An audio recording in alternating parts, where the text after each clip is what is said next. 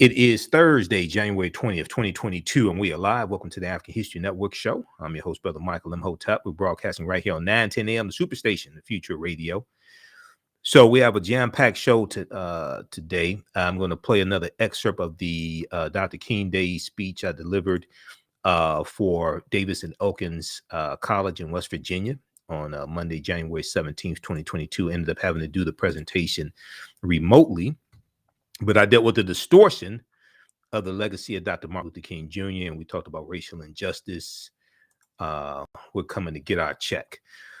But on today's show, a couple of stories I want to deal with. So out of Florida, Governor Ron DeSantis out of Florida is pushing a new critical race theory bill, even though the bill does not mention critical race theory. And this is a bill, if passed, it would shield white people from discomfort of racial past. Okay, a bill pushed by Republican Florida Governor Ron DeSantis would prohibit public schools and private businesses from making white people feel discomfort when they teach students or train employees about discrimination in the nation's past. Received and this bill received its first approval on Tuesday. Okay, so this deals with critical race theory. Florida Individual Freedom Bill would shield white people from discomfort of past racism. We're going to talk about this bill. I saw a number of different stories on it, and there's a piece. The Associated Press has a story on this. Yahoo News picked up this piece from the Associated Press about this. So the attack on critical race theory continues with this false definition of what critical race theory is, coming from a lot of Republicans that just want to attack anything dealing with the history of racism and slavery and white supremacy, things like this, things that they don't like. There's this article here. Yahoo News picked up this piece from the Associated Press. So we'll talk about this. For the individual, the name of the bill is the Individual Freedom Bill. The Individual Freedom Bill. Okay. Now, isn't it interesting that what they deem as freedom would negatively impact African Americans? What they deem as freedom would negatively impact African Americans. Florida could shield whites from discomfort of racist past. So we'll talk about this story.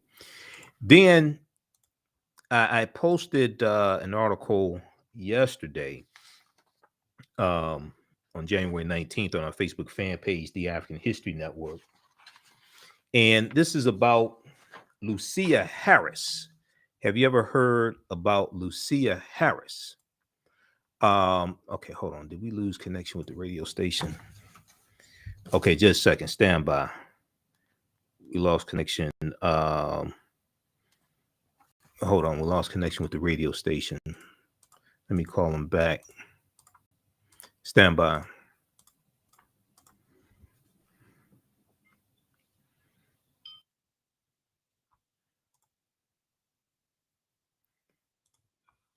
Yeah, this is Michael. I dropped the call. All right, I'm back. All right.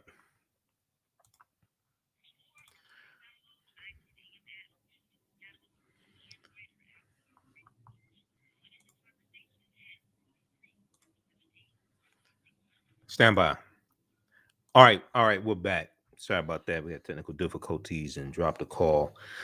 Okay, so we'll talk about this story out of Florida dealing with this new critical race theory law that's being pushed by Governor Ron DeSantis. Now it's called the freedom. It's called the Individual Freedom Bill. The Individual Freedom Bill, and it's sponsored by Republican Senator Manny Diaz, Republican Florida State Senator Manny Diaz.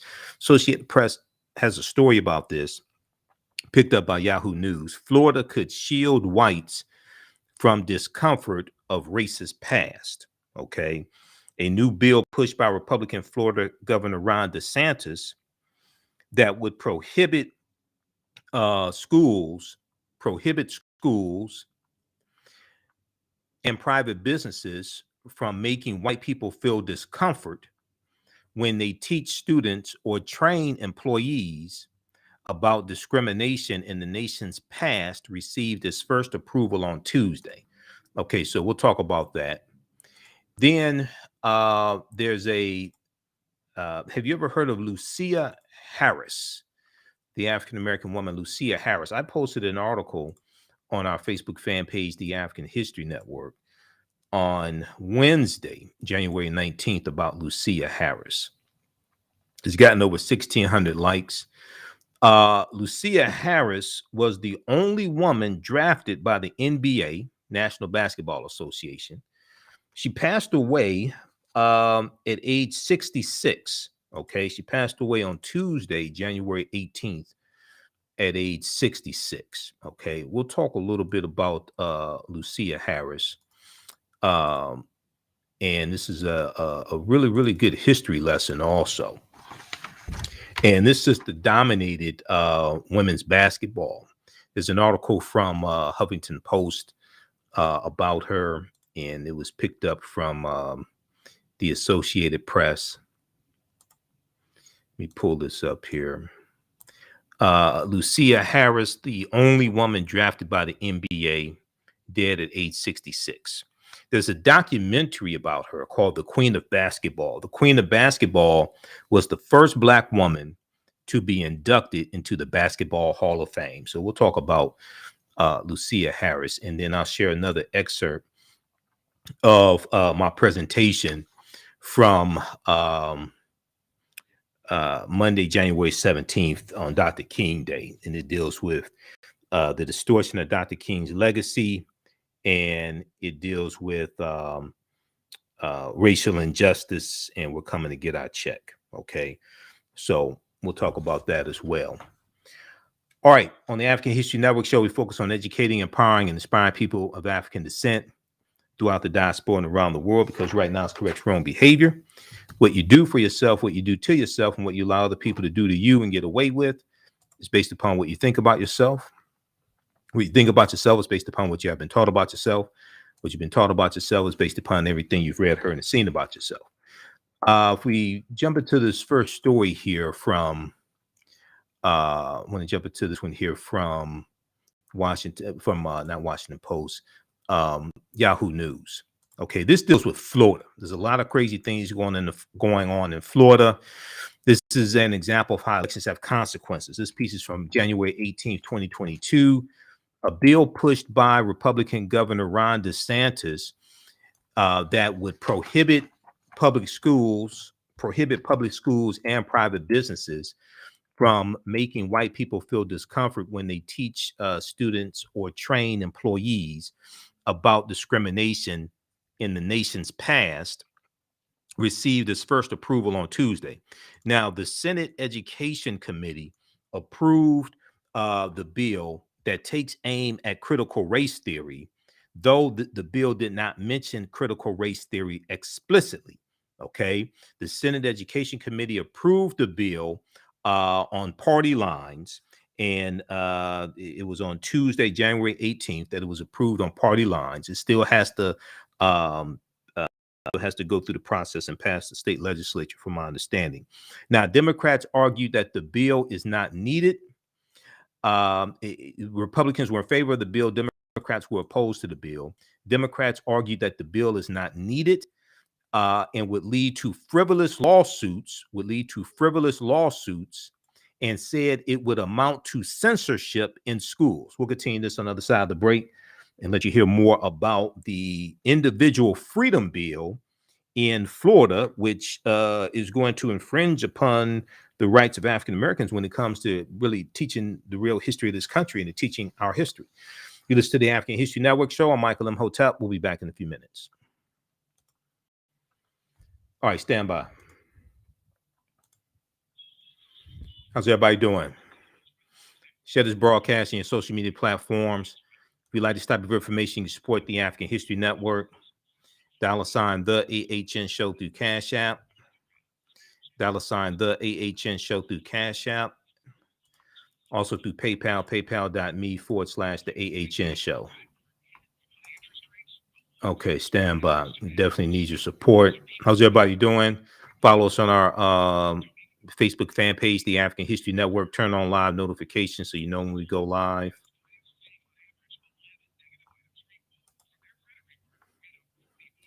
Back from break in 3 minutes.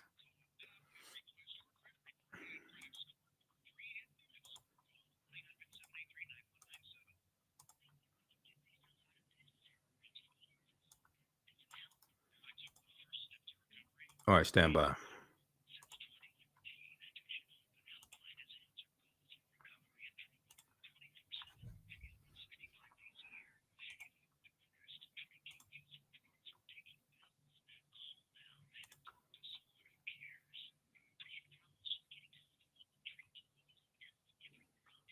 Back from break in 2 minutes.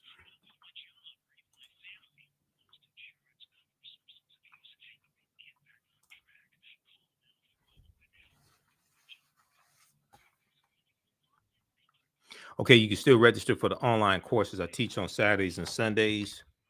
From the Civil War to the Civil Rights Movement and Black Power, 1865 to 1968. And Ancient Kemet, the Moors, and the Ma'afa. Understand the transatlantic slave trade, what they didn't teach you in school. Back from break in 1 minute.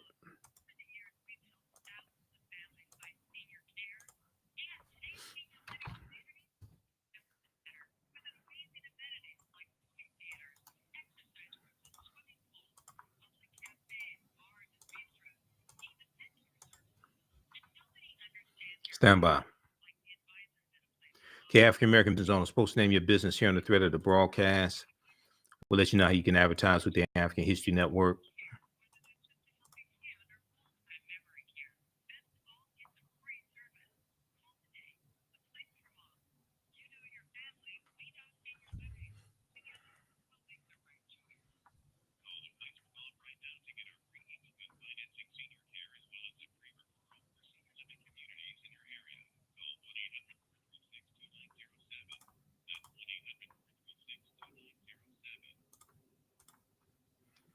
Welcome back to the African History Network show right here on 910 AM Superstation Future Radio. I'm your host, Brother Michael Imhotep. It is Thursday, January 20th, 2022, and we are live. Calling numbers 313-778-7600. 313-778-7600 is the call-in number if you have a question or comment. I'll be back on Roland Martin Unfiltered on Friday, so check me out there. Well, hold on. I'll be back on Roland Martin Unfiltered on Friday. So check me out there as well. We'll talk about this on our Sunday show. Okay. I want to go back to this story from Yahoo News and Associated Press. This deals with this crazy law. We're going to go to clip one in just a second, Shakita. This deals with this crazy bill that's being pushed in Florida. Florida could shield whites from discomfort of racist past. And this deals with the individual freedom bill. The individual freedom bill sponsored by Florida Republican State Senator Manny Diaz. Now, Democrats argued that this bill is not needed and would lead to frivolous lawsuits, and said it would amount to censorship in schools. They asked, without success, for real life examples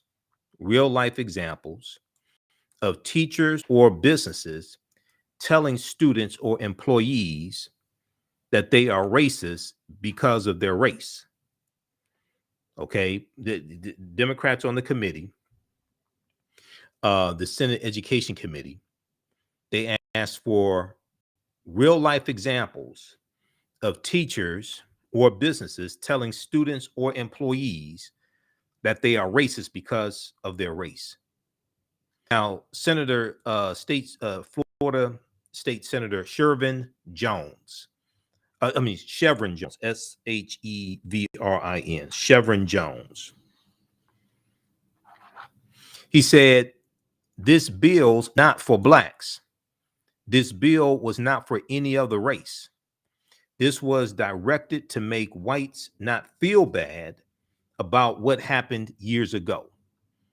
This bill was directed to make whites not feel bad about what happened years ago.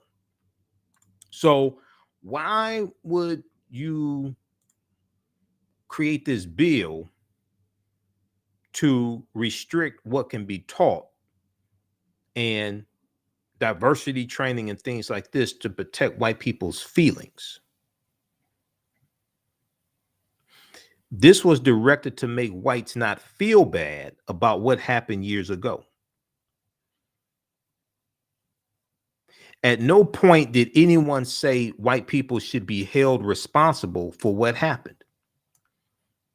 State Senator Chevron Jones said, at no point did anyone say white people should be held responsible for what happened. But what I would ask my white counterparts is, are you an enabler of what happened, or are you going to say we must talk about history? Are you an enabler of what happened, or are you going to say we must talk about history? Now, Governor Ron DeSantis of Florida, who needs to be voted out of office, he's up for re-election in 2022. He's up for re-election this year. Needs to be voted out of office, period. Full stop. He held a news conference in December 2021, December last month, in which he called critical race theory crap. Okay.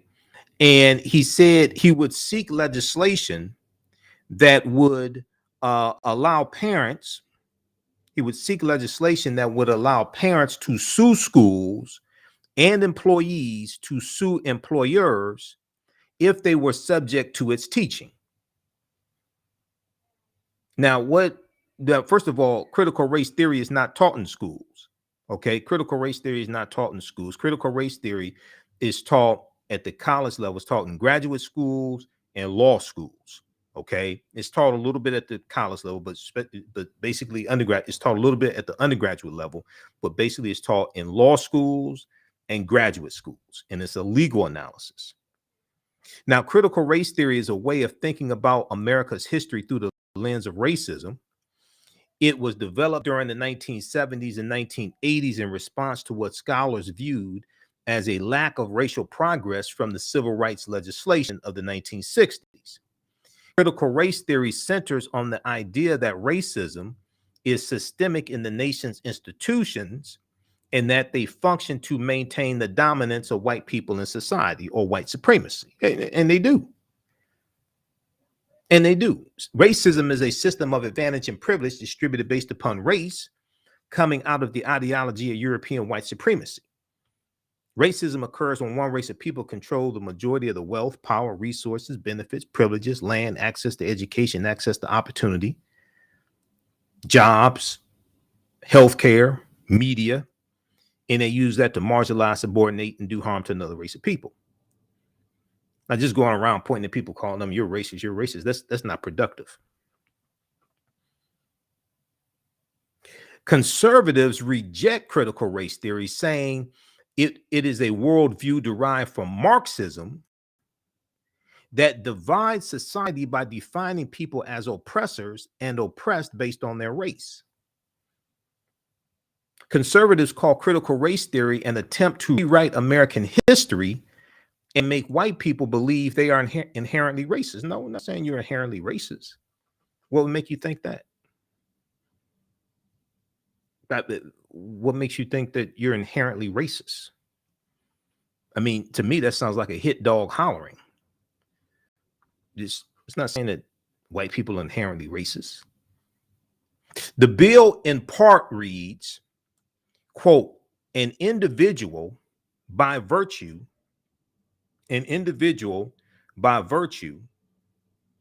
of his race or her sex, of his or her race or sex, does not bear responsibility for actions committed in the past by other members of the same race or sex. Why would you have to pass a law saying something stupid like that? Unless maybe it's something about history that you don't want certain people to know about. An individual, by virtue of his or her race or sex, does not bear responsibility for actions committed in the past by other members of the same race or sex. An individual should not be made to feel discomfort, guilt, or anguish, or any other form of psychological distress on account of his or her race. Psychological distress, you mean like when George Zimmerman killed Trayvon Martin and African Americans had to protest across the country just to get George Zimmerman arrested? Psychological distress, you mean like Axe Handle Saturday in Florida, August 27th, 1966? You familiar with Axe Handle Saturday? We've talked about this here on this show. Is this maybe something that you don't like want people to know about happening in your beautiful resort state of Florida?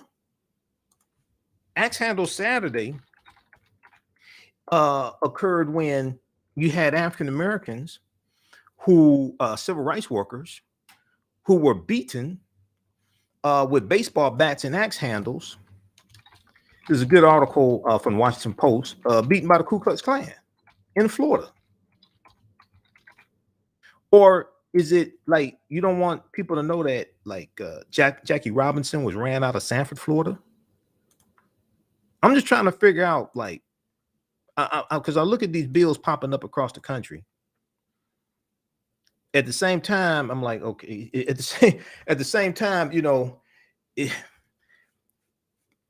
I'm going to be on a panel in February for Zeta Phi Beta Sorority Incorporated, sort of African American History Month, and we're going to talk about reparations, because a lot of this stuff floating around dealing with reparations is just not, it's not based upon like legal arguments for reparations. And I'm like, do you, let me put it like this. America is going to have a massive history lesson. 1, 2, we're going to have to understand law and how to get bills passed before we ever get reparations. But Axe Handle Saturday, the Klan's vicious attack on Black protesters in Florida 60 years ago. This is about Axe Handle Saturday. Is this something that is this something that they can't teach in school because it'll cause white children to feel guilty? Nobody is teaching this history, by the way, to try to make white children feel guilty. You teach the history, 1, so you don't repeat mistakes. 2, to learn about successes, to learn about how you got to where you are, to understand the history of this country. But nobody's teaching this history trying to make white children feel guilty. The Florida Klansmen had armed themselves with axe handles. It was August 27th, 1960, a year of lunch counter sit-ins by civil rights activists. The opening salvo had been fired on February 1st, 1960, when 4 African-American college students sat down at a whites-only lunch counter in F.W. Woolworth's 5 and Dime store in Greensboro, North Carolina. By spring, sit-in campaigns led by young African Americans have been organized in cities all over the South, including Lexington, Kentucky, Little Rock, Arkansas, Little Rock, Arkansas, Baltimore, Maryland, Richmond, and Nashville, Tennessee. But this talks about the 200 on the morning of Saturday, August 27th, 1960, more than 200 white men wielding wooden axe handles launched a vicious attack on Black protesters and passerbys and those passing by. We'll continue this on the other side of the break. Listen to the African History Network show. I'm Michael Imhotep. We'll be back in a few minutes. All right, stand by. How's everybody doing? Share this broadcast here on social media platforms. Invite your friends to tune in also. If you like this type of information, you can support the African History Network. $, the AHN show through Cash App, $, the AHN show through Cash App, also through PayPal, paypal.me/the AHN show. Okay.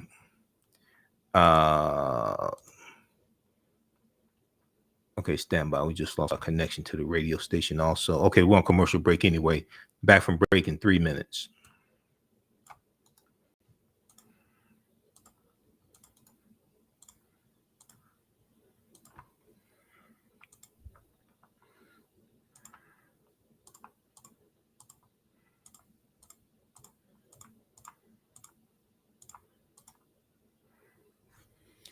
Stand by.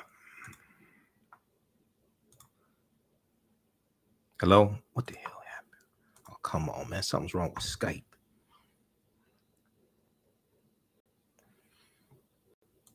Back from break in 2 minutes.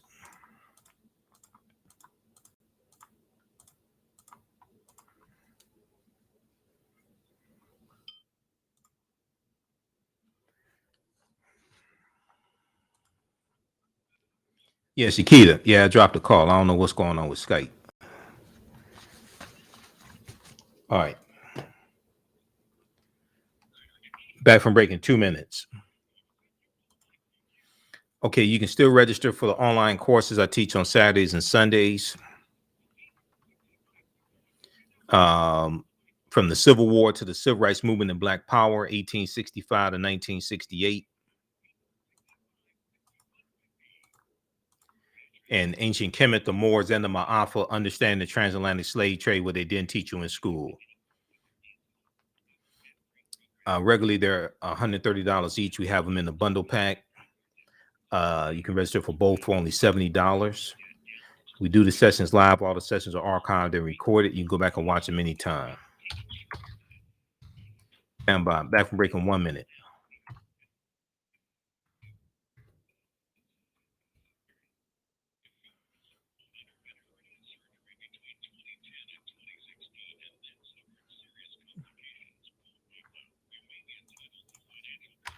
Okay, stand by.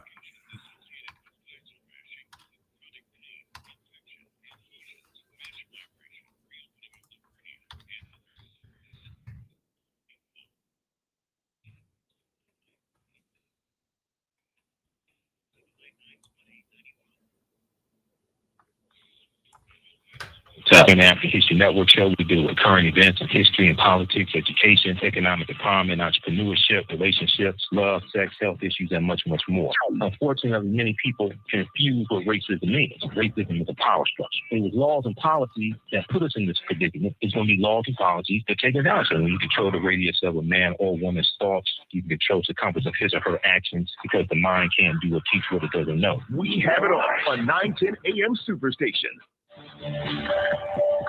910, the Superstation, Detroit's only African-American talk radio. Welcome back to the African History Network show right here on 910 AM, the Superstation, the Future Radio. I'm your host, Brother Michael Imhotep.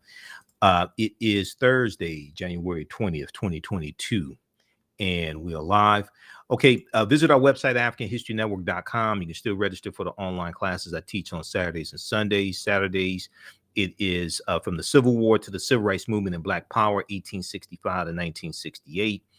We usually do that 12 noon to 2 p.m. Eastern Standard Time. And then Sundays, it's Ancient Kemet, the Moors, and the Ma'afa, understanding the transatlantic slave trade, what they didn't teach you in school. Normally, classes are $130 each. We do the sessions live. They're archived and recorded. You can go back and watch them anytime. We have a special bundle. You can register for both classes for only $70 for a very limited time only. All right, and even after the class is over with, you can still watch. You can still watch the entire class. Okay, so right before the break, we were talking about this crazy bill coming out of Florida.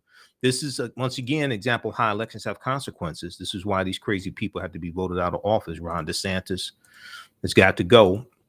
If Andrew Gillum had become a governor of Florida, he lost by about 30,000 votes. If he had become governor of Florida, he wouldn't be dealing with things like this. Even if the state legislature came up with something crazy like this, he would have vetoed the bill.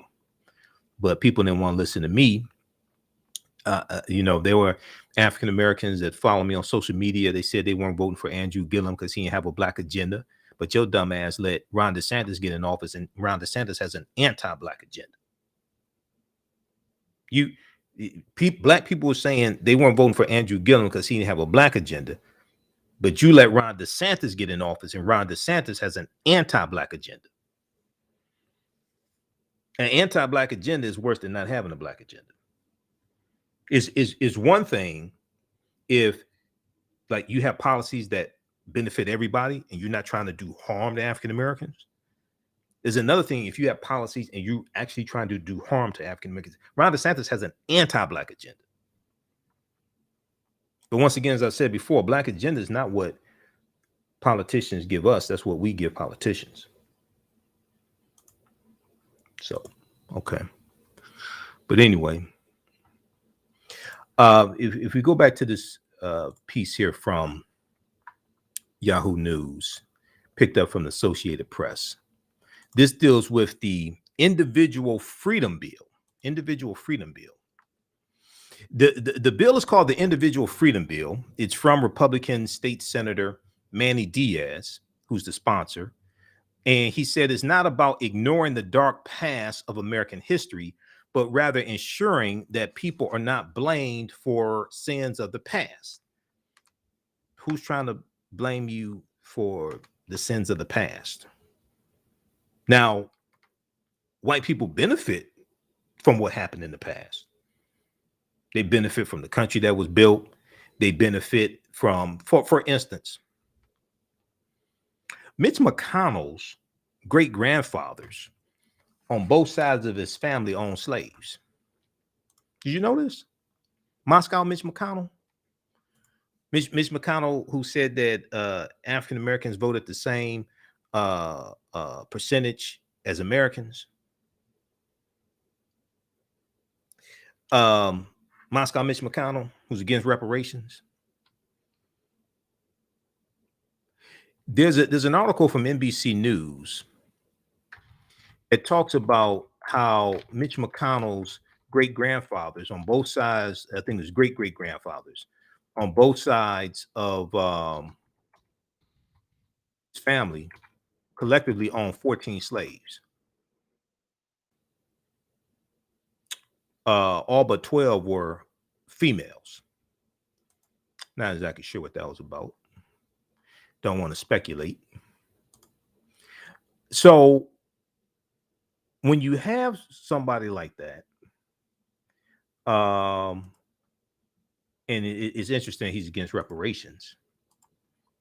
But if you have somebody who had great grandparents and things like this that were wealthy from slavery or whatever else, they may have worked for an insurance company or part owners of an insurance company, or they may have been owners in shipbuilding companies and things like this.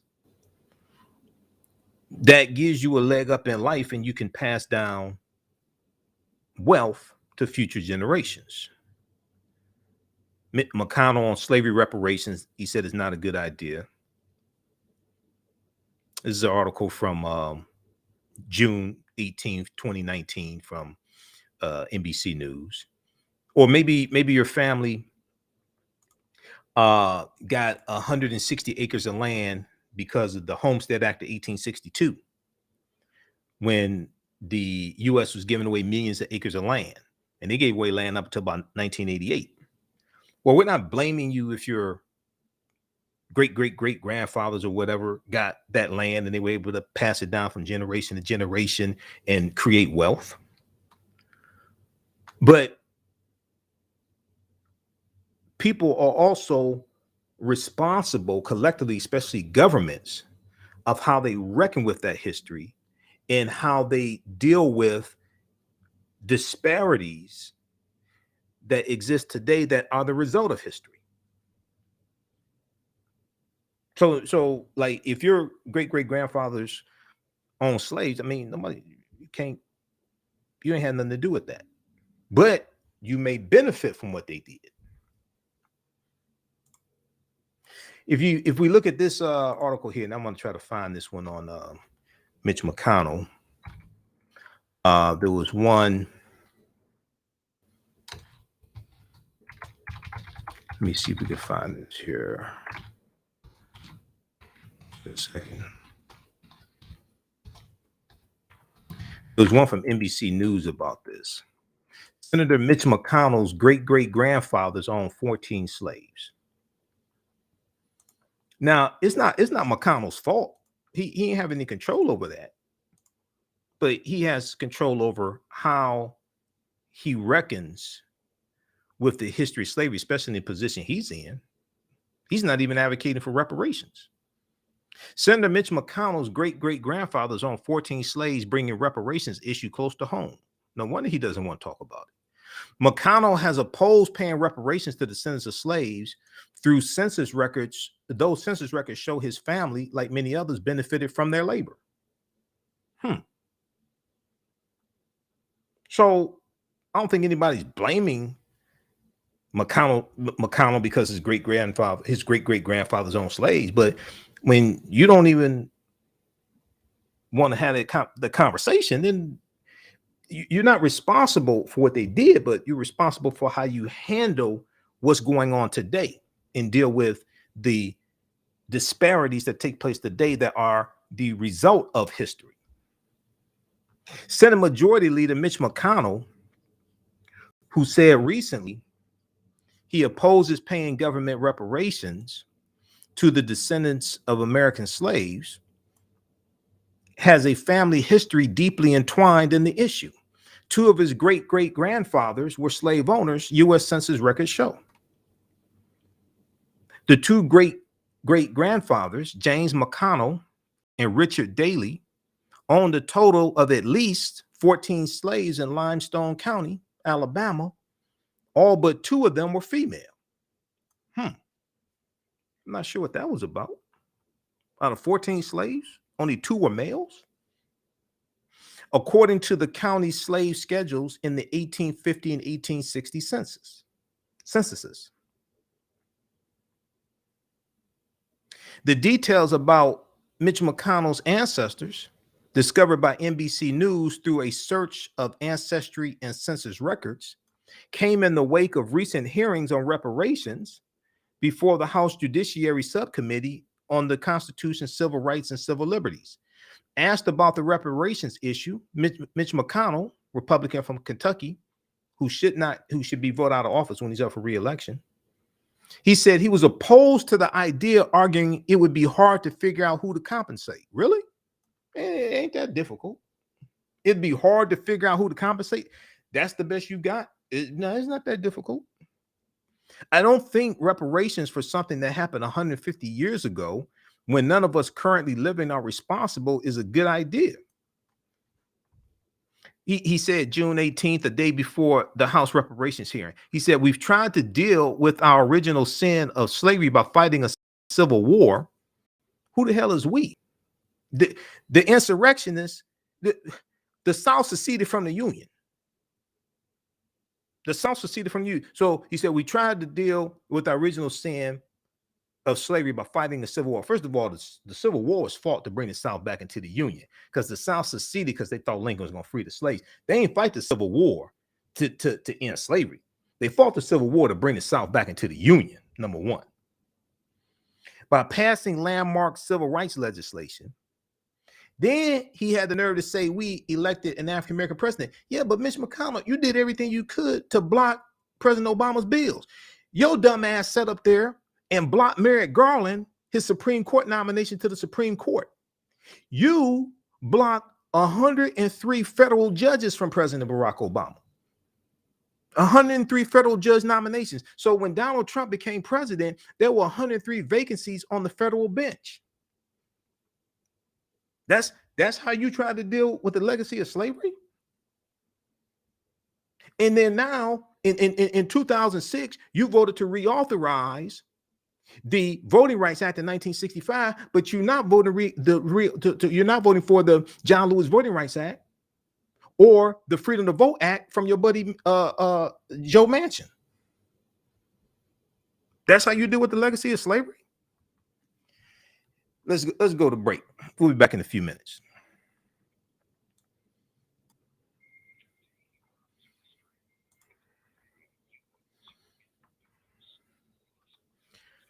All right, stand by.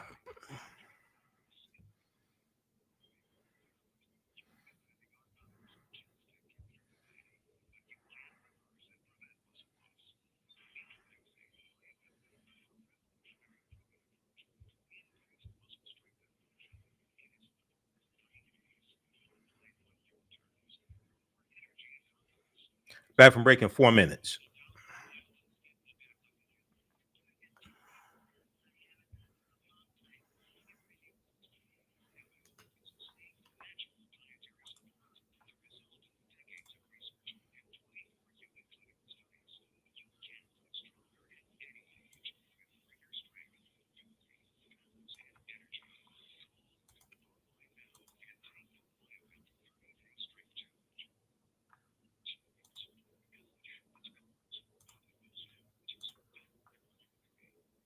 Okay, stand by.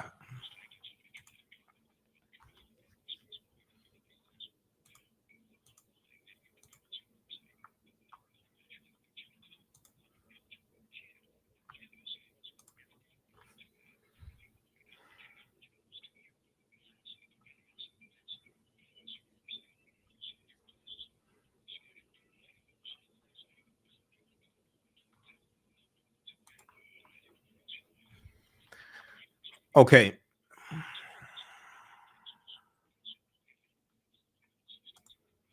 Back from break in 2 minutes. If you like this type of information, you can support the African History Network, $ the AHN show through Cash App, $ the AHN show through Cash App, or through PayPal, paypal.me/the AHN show. Stand by.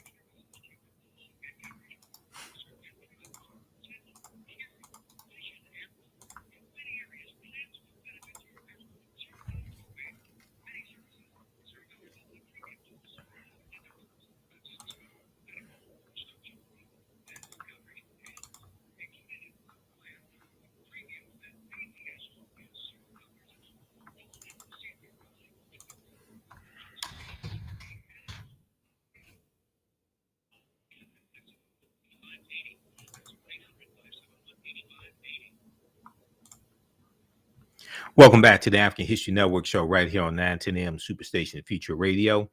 All right. So right before the break, we were dealing with this critical race theory bill out of Florida, pushed by Governor Ron DeSantis and Florida State Senator Manny Diaz. Now, the bill doesn't mention critical race theory, but that's what they're focused on. It's called the Individual Freedom Bill, and it's a bill pushed that would prohibit public schools and private businesses from making white people feel discomfort when they teach students or train employees about discrimination in the nation's past. And this bill has received its first approval on Tuesday. It passed the Senate Education Committee Tuesday, January 18th, 2022. Now, we're going to clip one here in just a second, Shakita. Now, we were also talking about Mitch McConnell because back in now this article that we have up here on the screen, this is from, read this full article. This is from NBC News. This is from July 8th, 2019, July 8th, 2019. Senator Mitch McConnell's great-great-grandfathers owned 14 slaves, bringing reparations issue close to home. Now, we're not blaming him because his great-great-grandfathers owned slaves. He ain't have anything to do with that, but him being against reparations, he has something to do with that. Now, you remember back in June of this year, June of 2021, when we were commemorating the 100th anniversary of the Tulsa Race Massacre, June 1st, 1921. And Governor G.T. Bynum of Mayor G.T. Bynum, who's the mayor of Tulsa, Oklahoma. He was interviewed and he was in the public light, and it was brought up, it was revealed, let me bring this back up. It was revealed that his family owned slaves. Now, Tulsa Mayor G.T. Bynum, who's a Republican, his family owned slaves going back to something like 1655. And throughout the years, his family, now he didn't pick his parents. We ain't blaming him for who his parents were, what they did. But collectively, throughout history, his family owned 931 slaves, but he's against reparations. So we're not blaming you for what your parents did. Now, he came from wealthy family. Surprise, surprise, surprise. Because they made money and were able to pass down money from generation to generation. But we're not blaming you for what your parents did, but you're mayor of a city where there's a Tulsa race massacre, and you're against even reparations for the city of Tulsa. You're against reparations for even the 3 survivors of the Tulsa race massacre. But your family, over decades, owned collectively 931 slaves.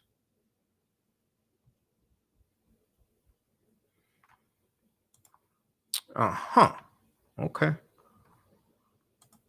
All right. Let's go to clip number 1. This is about this critical race theory bill, the individual freedom bill. Whose freedom?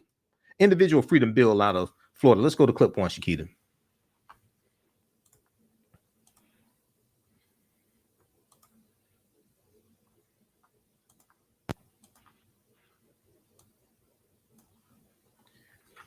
Okay, we'll get clip 1 queued back up. There was also a piece from ABC Channel 7. Go ahead. Let it play. Already banned critical race theory last year. This year, lawmakers want to take that a step further. Again, it was banned by rule by the state board. This in essence would codify that rule in that critical race theory violates the tenets of this bill and how things should be taught. Essentially, you cannot impose guilt on someone. So in other words, a teacher can't tell a student that they are racist simply because they walk into that classroom and the student is white. The individual freedom bill states that an individual, by virtue of his or her race or sex, does not bear responsibility for actions committed in the past by other members of the same race or sex. An individual should not be made to feel discomfort, guilt, anguish, or any other form of psychological distress on account of his or her race. Democratic State Senator Chevron Jones says the bill is meant to keep white people from having uncomfortable conversations on race. Parents are not comfortable with their children being uncomfortable with issues that have happened. We have to have uncomfortable conversations of our past. What do you say to the idea that this bill is meant to keep white people comfortable? That's preposterous. I think if you read the bill, it spells out those topics that they're calling uncomfortable, but you can't go back and impose guilt on people based on their background. Senator Diaz Jr. points out the bill states that the history of African Americans, including slavery, must be taught. Republicans cannot say out of one mouth that we want you to teach history based off the facts, and then in the same breath say, well, you can't teach it like that. Now, the governor last month pushed for legislation that would allow parents to sue schools and employees to sue their employers if they are subjected to critical race theory. This bill doesn't go that far. However, it could evolve before it reaches the governor's desk. And for Lauderdale, I'm Cristian Benavides, NBC6. Okay, so pause it right there. All right, so then this article here, this is from ABC Channel 7. Okay, new Florida bill would ban feelings of discomfort in teachings about racism in U.S. history. This is from ABC Channel 7 from what date is this? January 20th, from January 20th, 2022. Okay, now this is from today. Okay. in the so they were talking to Florida Education Association President Andrew Spar. Gave a statement to ABC News. He said it would bring politics. Some educators have protested and argued against what they say are vague attacks on education and curriculum on racial oppression. Okay. Andrew Spar, Florida Education Association president, said it would bring politics into the classroom, chill speech, and leave teachers afraid to teach basic concepts like the idea that slavery is bad. This bill, okay? Now, he went on to say that this legislation, the Individual Freedom Bill, he said this legislation sponsor appeared to indicate Tuesday that under his bill, a teacher can cover the 3/5 compromise of 1787, which is Article 1, Section 2, Clause 3 of the U.S. Constitution, which in the 1800s said that a person would count. It didn't say they were 3/5 of a white person. Goddamn, they don't know what the hell they're talking about. It didn't say they were 3/5 of a white person. It said for the purpose of taxation and apportionment. Apportionment meaning determining how many seats in the House of Representatives slave-holding states would have. It was saying that they would count 3/5 of the population. It didn't say they were 3/5 of a white person. They don't know what they're talking about. But cannot express the idea that it is morally wrong to classify people of a certain color as being less than others. Okay, those watching on Facebook and YouTube, keep watching. We're out of time here. Right now, it's correct wrong behavior. It's not over till we win. Wakanda forever. We'll talk to you next time. Peace. All right, stand by. Okay, so I don't know who wrote this, but that's not what the 3/5 compromise says. It did not say they were 3/5 of a white person. That's a total misunderstanding of the U.S. Constitution. All right. Okay, so read this one here. Now, let's go to the story here about Lusia Harris. Okay, Lucia Harris, who passed away on Tuesday, January 18th. She was 66 years old. Okay. And Lucia Harris was the first African-American woman to be drafted by the NBA. The first African-American woman to be drafted by the NBA. How many people have heard of Lucia Harris or Lucia Harris? Let me pull this up here. She was known as the Queen of Basketball, and she was the first Black woman to be inducted into the Basketball Hall of Fame, as well as the only woman drafted by the NBA. Okay, she passed away at age 66, and there's a clip from NBC News I'm going to go to also on Lucia Harris. I posted this story about her on our Facebook fan page, The African History Network, and it got about 1,600 likes last time I checked. Lucia Harris, who became the only woman to be officially drafted by an NBA team and scored the first points in women's basketball history at the Olympics, died on Tuesday, her family announced.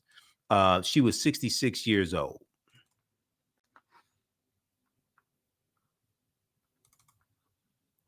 Okay, now,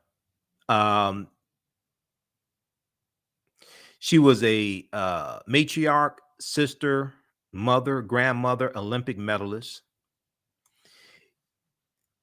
The family said in a statement, "We are deeply saddened to share the news that our angel, matriarch, sister, mother, grandmother, Olympic medalist, the Queen of Basketball, Lucia Harris, has passed away unexpectedly today in Mississippi. The recent months brought Miss Harris great joy, including the news of the upcoming wedding of her youngest son, and the outpouring of recognition received by a recent documentary that brought worldwide attention to her story. That brought worldwide attention to her story.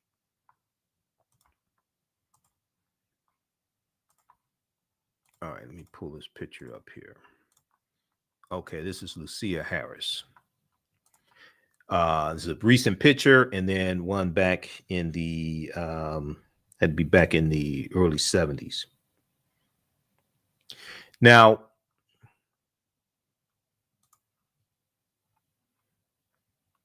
Lucia Harris, who died in her native Mississippi, was drafted by the New Orleans Jazz in the 7th round in 1977. But she did not try out for the team because she was pregnant at the time. Okay.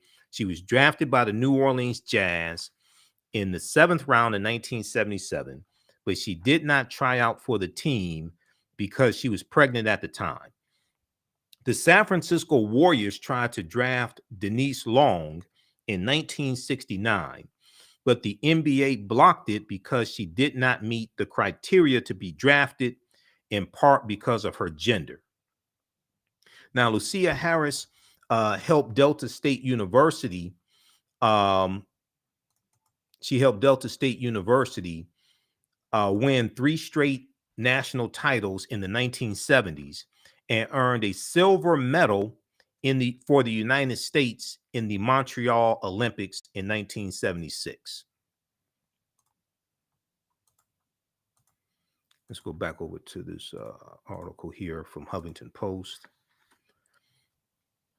Now, Harris was inducted into the Basketball Hall of Fame in 1992 as the first Black woman to earn that honor.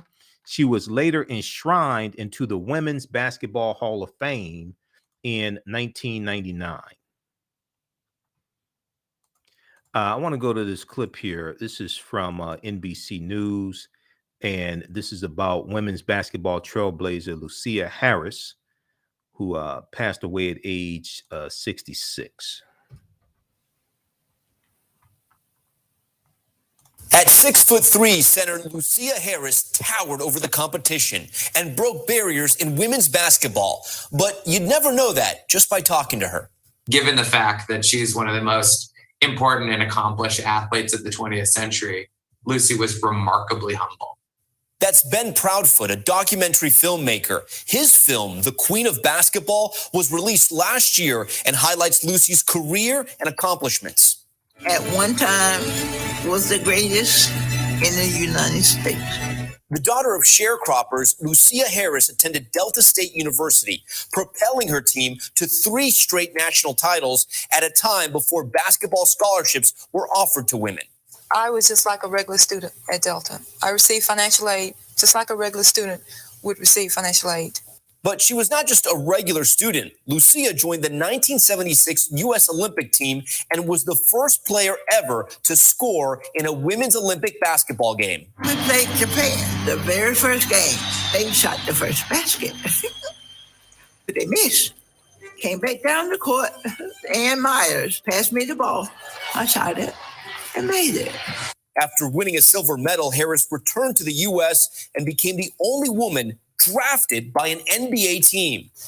You were 13th-round draft choice from the New Orleans Jazz, a pro basketball team. You didn't take the offer. Why not? No, I didn't think first that they were serious. You know, that opportunity to continue to play just wasn't there for her because she was a woman. And I think anybody can look at that and see how deeply unfair and tragic that loss is, not only for her, but for all of us. I wanted to keep playing, but there was no place to go. There was no WNBA when I came along. Across the basketball community, an outpouring of recognition for Harris's accomplishments. 4-time Olympic gold medalist and 2020 Team USA women's basketball coach Dawn Staley tweeting, "All of the women's basketball community mourn the passing of our trailblazer, our queen, Lucia Harris." All right. So check that out. So there's Associated Press has an article, and it's picked up by a number of different news outlets. NBC News picked up the piece from the Associated Press.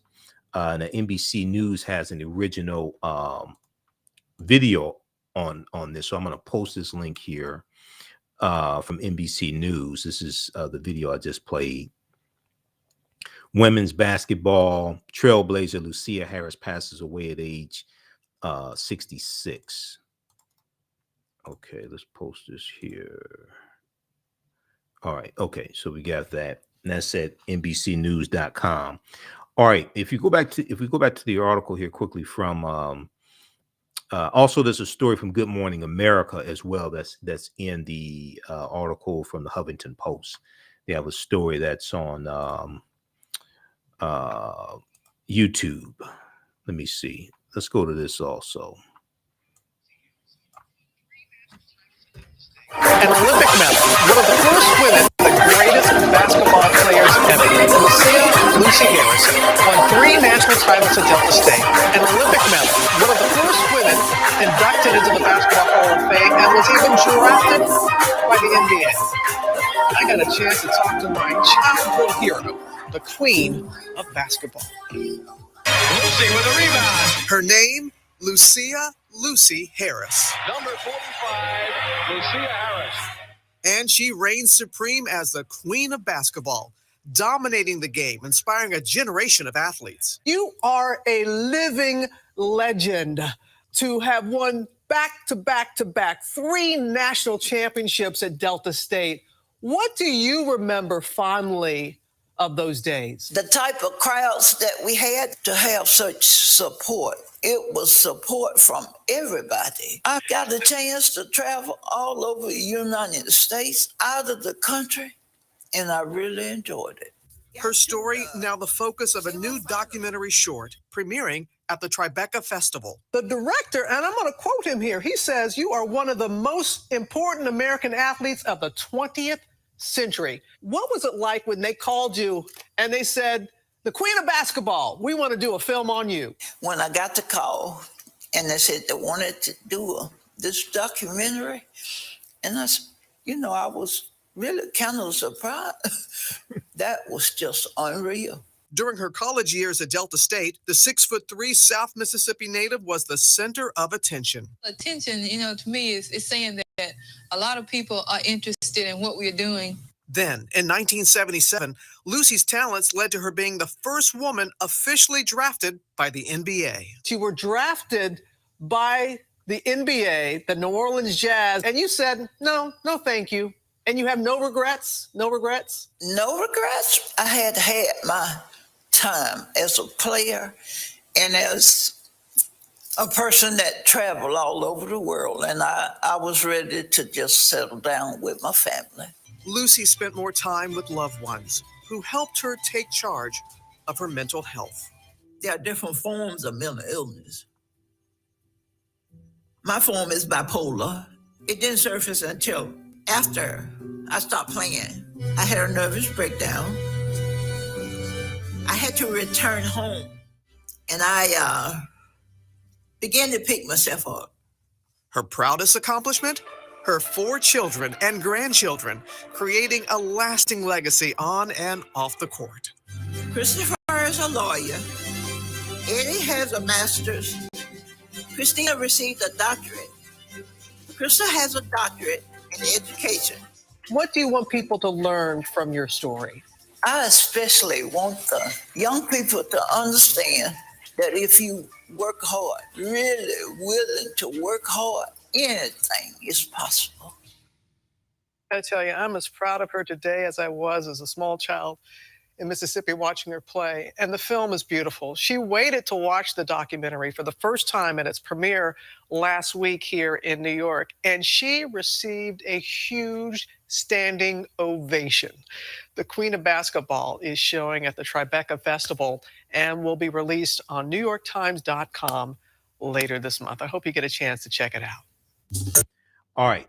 So in the article from Huffington Post, they actually have the short documentary, The Queen of Basketball. It's 22 minutes. Okay. So you can check that out also. Now, Lucia Harris will be remembered for her charity, for her achievements, both on and off the court, and the light she brought to her community, the state of Mississippi, her county, her country, the state of Mississippi, her country, as the first woman ever to score a basket in the Olympics, the first woman ever to score a basket in the Olympics, and to women who play basketball around the world, the statement said. Now, Lucia Harris averaged 25.9 points and 14.4 rebounds at Delta State University, lifting the team. Let me bring this back up here from Huffington Post. Lifting the team to a 109-6 record, 109 wins and 6 losses during her time there at Delta State University. 109 wins, 6 losses. She's still the school's all-time leader in scoring. She scored 2,981 points and rebounding 1,662 rebounds. Lucia Harris was named to the U.S. women's team in 1975. The following year, women's basketball made its Olympic debut, and Lucia Harris scored the first points in the first game of the tournament. She's the subject of the 2021 short film titled The Queen of Basketball that details her career. Okay, so check out this article here from Huffington Post. Lucia Harris, the only woman drafted by the NBA. She passed away at age 66. All right. And that's from HuffingtonPost.com. Okay. I'm going to play another excerpt of the lecture, the presentation I did on Monday on Dr. King Day. We'll go to that in just a minute. You can still register for the online classes I teach on Saturdays and Sundays. As soon as you register, you can start watching the content. These classes are 10-week online courses I do. We do them on the weekend. On Saturdays, it is from the Civil War to the Civil Rights Movement and Black Power, 1865 to 1968. I do a PowerPoint presentation. We have book references, articles, video clips. We usually do the class Saturdays, 12 noon to 2 p.m. Eastern Standard Time. As soon as you register, you can watch the class we did last week. We do the sessions live. All the sessions are archived and recorded. You can go back and watch them anytime. And then on Sundays, I do Ancient Kemet, the Moors, and the Ma'afa, understanding the transatlantic slave trade, what they didn't teach you in school. So you can, even after the course is over with, you still have access to the full class. You can go back and watch it. You can use these with your children. I would say the content is PG-13, okay?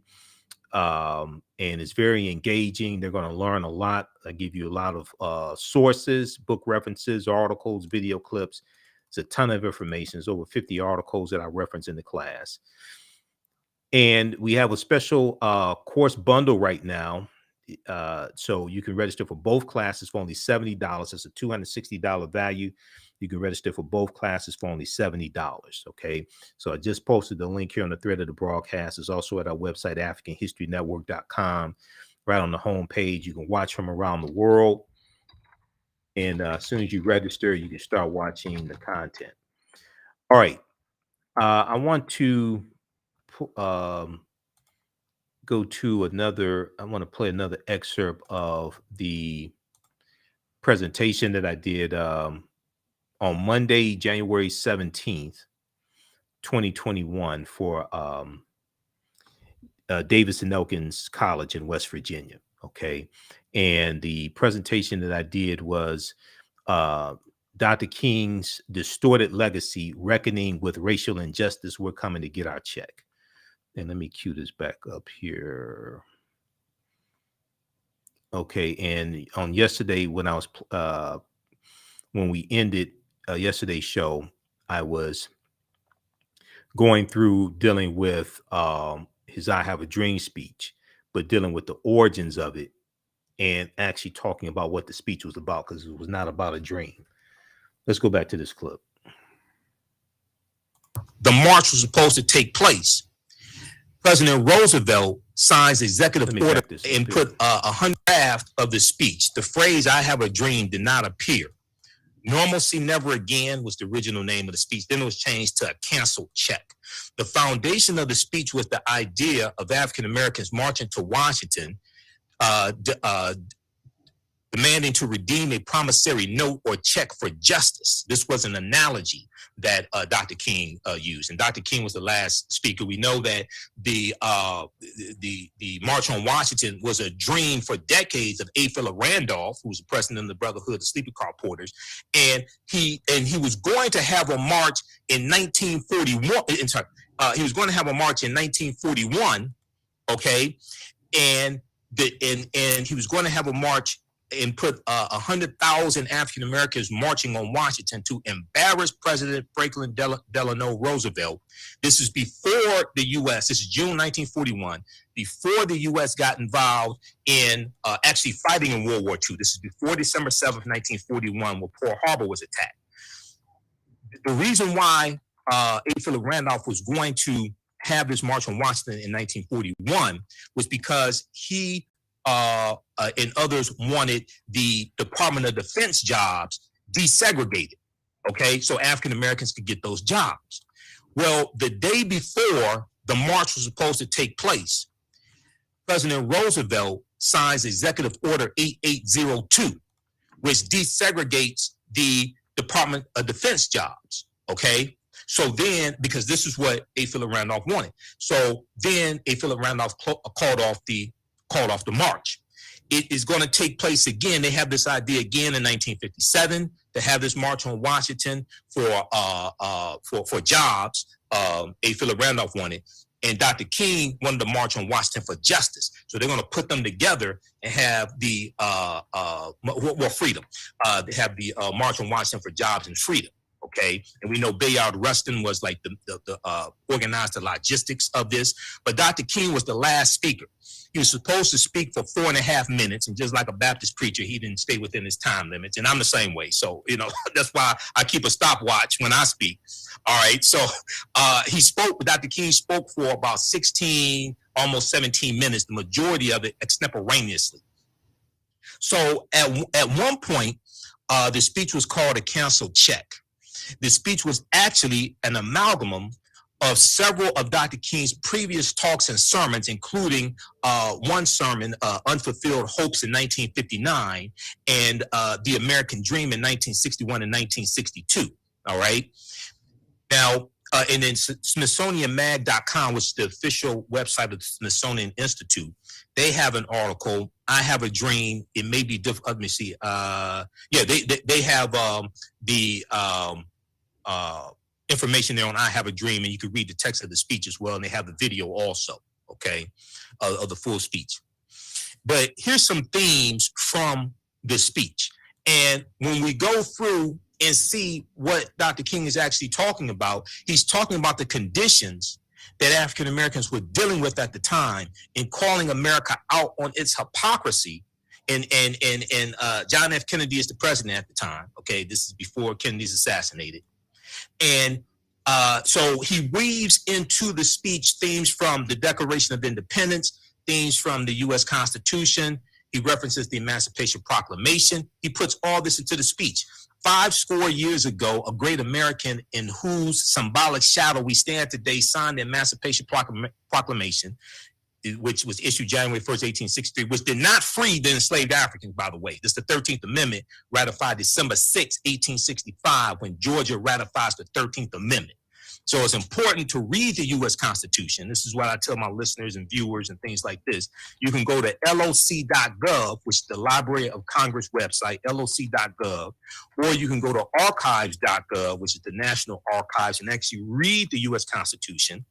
And also when you read the Emancipation Proclamation, you'll see that it has all these exceptions, all right, because it tells you, for those that haven't read it in some time, and here's my copy of the Constitution right here as well. Those that haven't read it in some time, it basically tells you that the slaves in the territories or the states that are in rebellion in the Confederacy are free, but the slaves in the border states, Maryland, Missouri, Kentucky, and Delaware, the border states that stay loyal to the Union, they're allowed to keep their slaves. Okay, this is basically what it's saying. And this was a ultimatum. It was a military strategy that Lincoln issued to bring the South back into the Union and rob the Southern states, rob the Confederacy of its most valuable asset, which was the enslaved Africans. So Dr. King said, sign the Emancipation Proclamation. This momentous decree came as a great beacon, a light of hope to millions of Negro slaves who had been seared in the flames of withering injustice. It came as a joyous break to end the long night of their captivity. Okay, now, but 100 years later, the Negro still is not free. 100 years later, the life of the Negro is still sadly crippled by the manacles of segregation and the chains of discrimination. Now, every Dr. King Day, it never fails, on the TEL-LIE-VISION, they just show you the part where he talks about the dream after he deals with the substance of the speech. They don't deal with all this. Okay, the Negro is sadly crippled by the manacles of segregation and the chains of discrimination. 100 years later, the Negro lives on a lonely island of poverty in the midst of a vast ocean of material prosperity. 100 years later, the Negro is still languished in the corners of American society and finds himself in exile in his own land. And so we've come here today to dramatize a shameful condition. Okay, they didn't come there to hold hands. They came there to hold America accountable for the promises made to African Americans. And as we walk, we must make the pledge that we shall always march ahead. We cannot turn back. There are those who are asking the devotees of civil rights, when will you be satisfied? Never. We can never be satisfied as long as the Negro is the victim of the unspeakable horrors of police brutality. How many people know that Dr. King calls out America on police brutality in I Have a Dream? Because, see, my background's in marketing. My degree is in business administration with a major in marketing. I understand the manipulation of the media. This is what's taking place. They don't deal with substance like this oftentimes when they deal with Dr. King and the speech called A Canceled Check, which was later called I Have a Dream. He said, we can never be satisfied as long as our bodies, heavy with the fatigue of travel, cannot gain lodging in the motels of the highways and the hotels of the cities. We cannot be satisfied as long as the Negro's basic mobility is from a smaller ghetto to a larger one. And then when you study the history of this country, you see that the federal government helped to segregate a lot of these communities. And then you have things like racial covenants, where it was written into the deeds. It was written to the deeds of these homes that the homes could not be sold to anybody that was non-white, to lock African Americans oftentimes out of home ownership. Dr. King talked about voter suppression in the speech. He said, we can now, this is right now, okay? I mean, talk about history repeating itself. He said, we can never be satisfied as long as our children are stripped of their selfhood and robbed of their dignity by signs stating for whites only. We cannot be satisfied as long as a Negro in Mississippi cannot vote and the Negro in New York believes he has nothing for which to vote.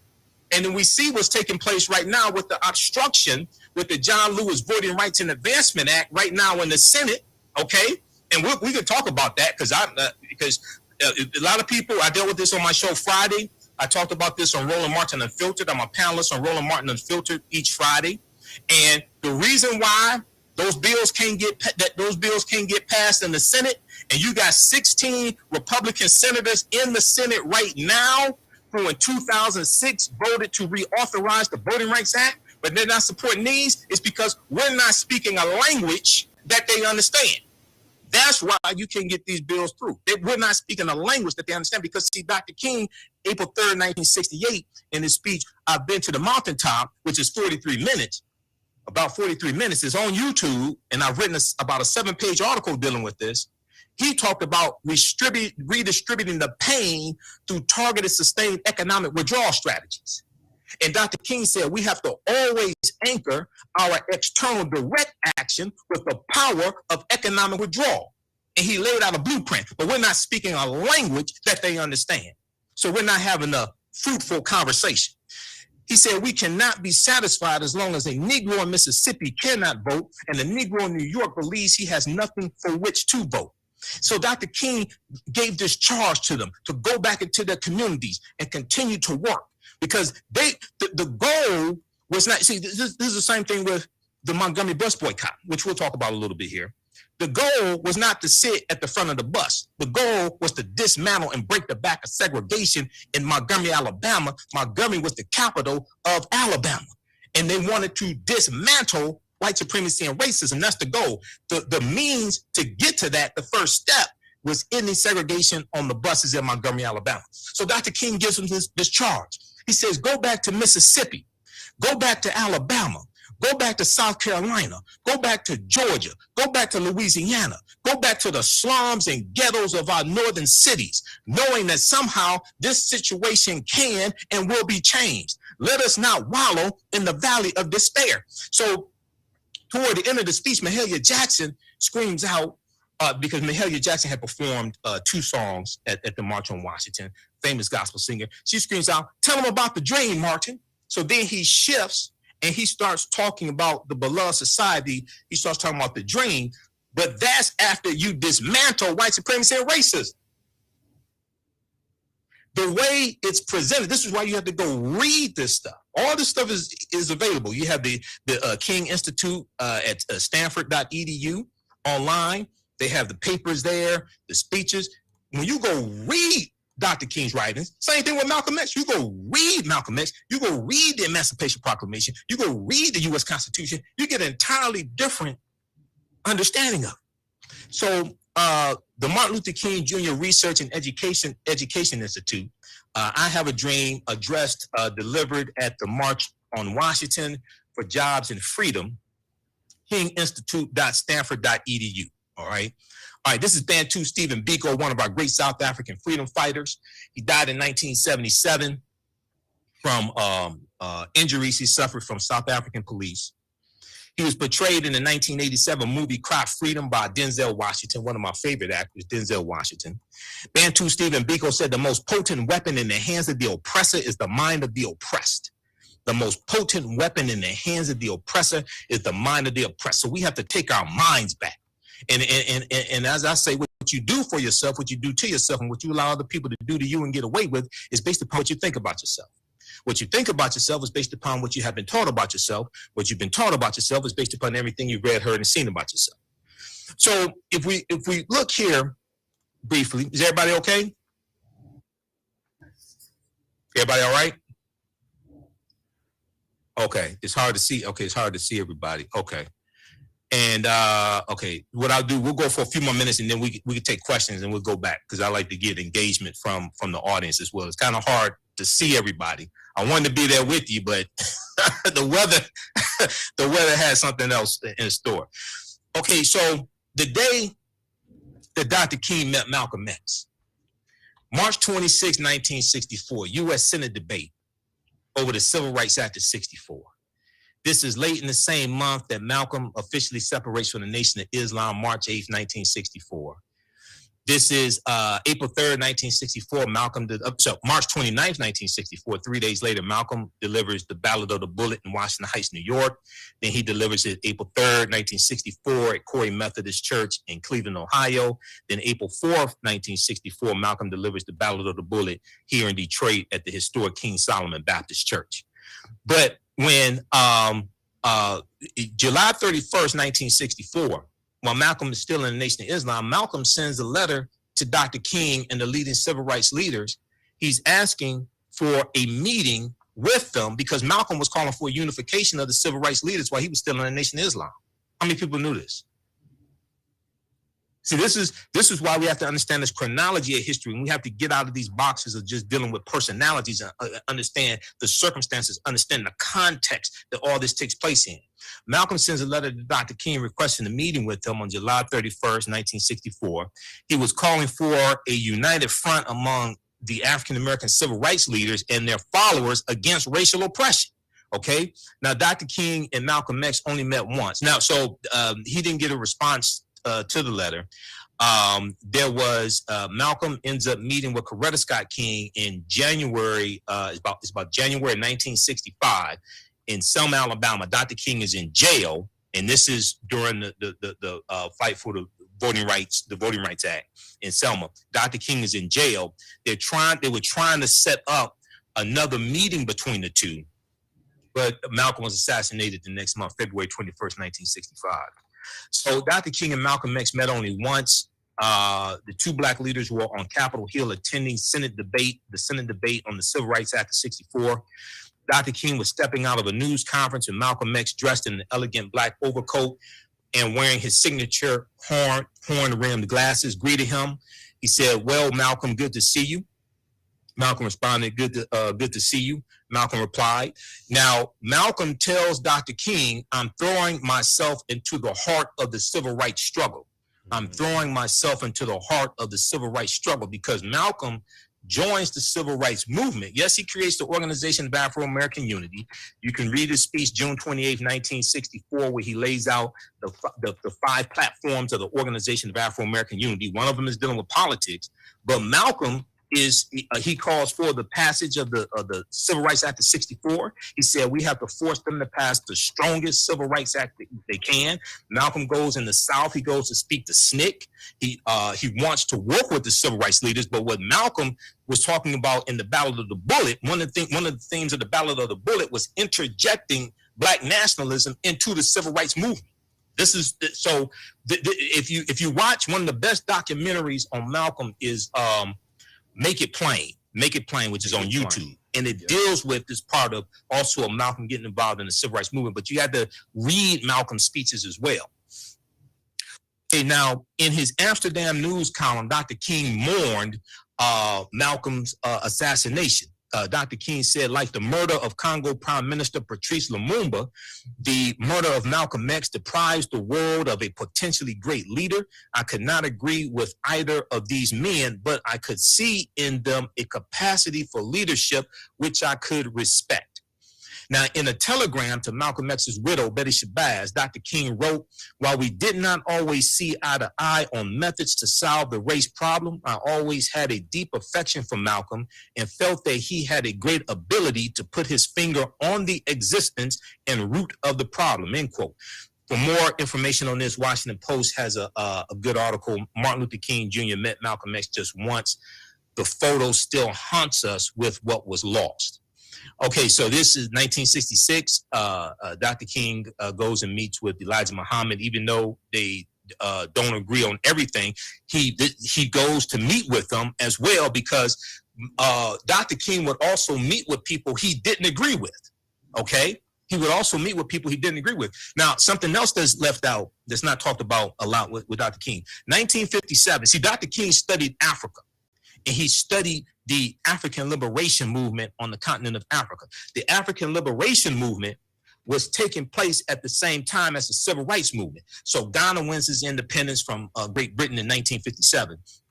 Dr. King goes to Great Britain for the celebration. He's there with Kwame Nkrumah, and he goes back to, he goes to Ghana. So he goes to Ghana, 1957 for the celebration, Ghana winning its independence. And there are pictures of him with Kwame Nkrumah, Prime Minister of Ghana. He goes back to Ghana each year on the anniversary of their independence as well. Okay, there's a good article from AtlantaBlackStar.com that deals with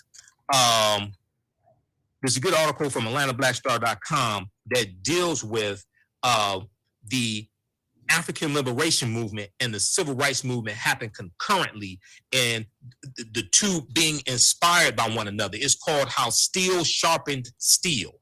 How Steel Sharpened Steel. Now, we are taught that Dr. King being a polar opposite to Malcolm, but we aren't taught that toward the end of both of their lives, their ideologies were converging. One of the best books on this is Martin Malcolm in America, A Dream or a Nightmare. This one here, by James H. Cone, Martin Malcolm in America, A Dream or a Nightmare, because you see in James H. Cone, who's known as the father of Black liberation theology, he shows you passages from speeches and interviews, things like this, toward the end of both of their lives, and he shows you how their ideologies were converging. Now, Dr. Peniel Joseph has who's a historian and college professor. He has a new book out dealing with the same thing as well. Okay, now A lot of people have heard Dr. King talk about the language of the unheard, and rebellions, or what some people call riots. All right. Now, there was a famous interview that Mike Wallace did with Dr. King September 27, 1966. And CBS News has it. You can go research this, go watch it. In this interview, an excerpt of it, Dr. King says, and I contend that the cry of Black power is at bottom a reaction to the reluctance of white power to make the kind of changes necessary to make justice a reality for the Negro. I think that we've got to see that a riot is the language of the unheard. I think we have got to see that a riot is the language of the unheard. And what is it that America has failed to hear?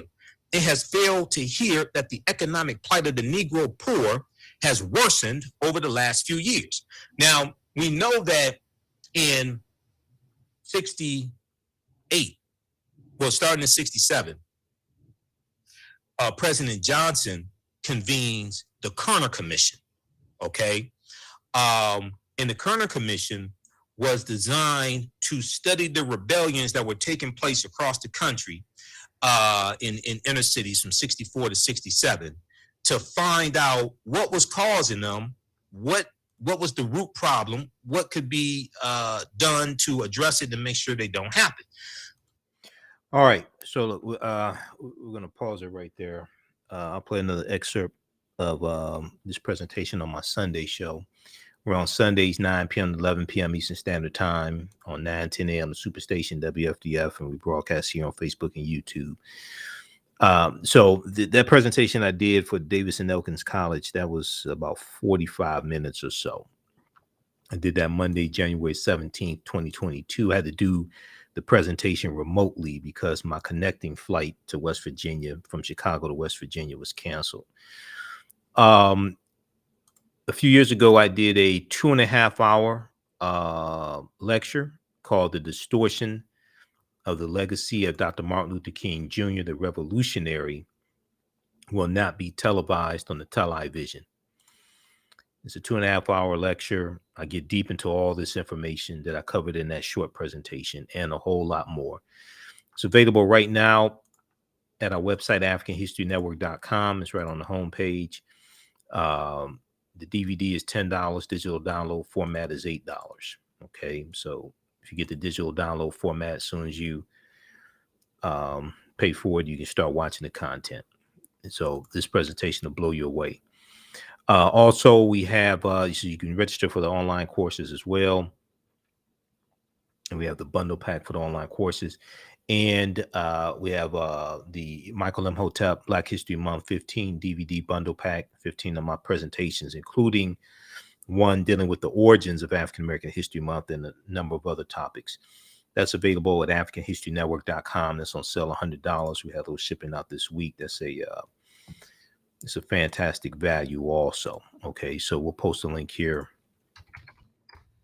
for that as well. If you want me to do a presentation for your group or organization, email me at ahnshow@AfricanHistoryNetwork.com, ahnshow@AfricanHistoryNetwork.com. We know Black History Month is coming up, African American History Month, Women's History Month. I have a fantastic presentation, Great African Women in History, the Mothers of Civilization. And in the presentations I do for African American History Month, I deal with the origins of Black History Month and Dr. Carter G. Woodson. So my presentations are much different than what a lot of people are used to seeing during African American History Month.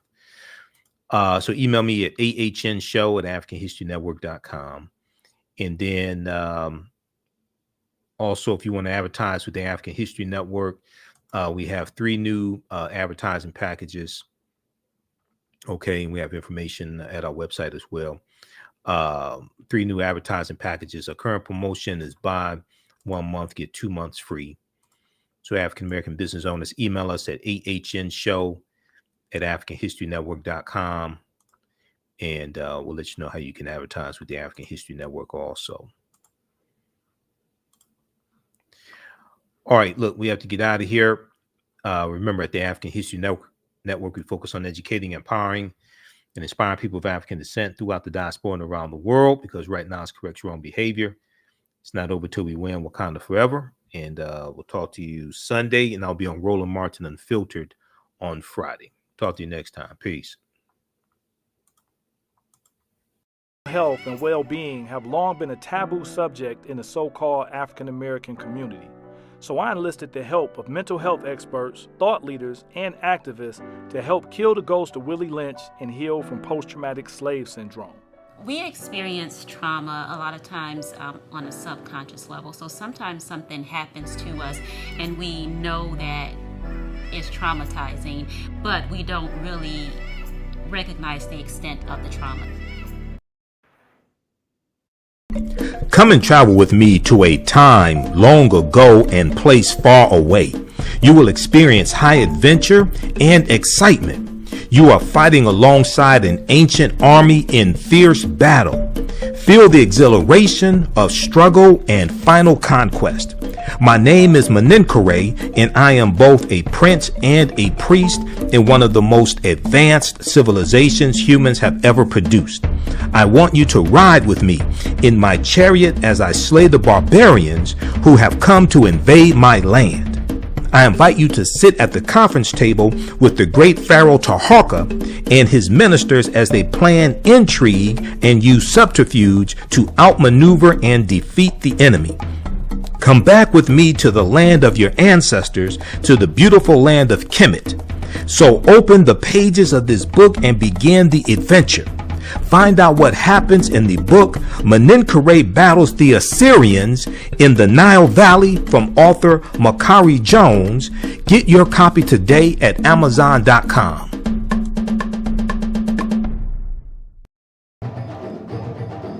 Soul in Motion, celebrating 38 years in the arts. This energetic ensemble of dancers and drummers was started by percussionist Michael Friend and is led by choreographer Associate Director Pam Lassiter.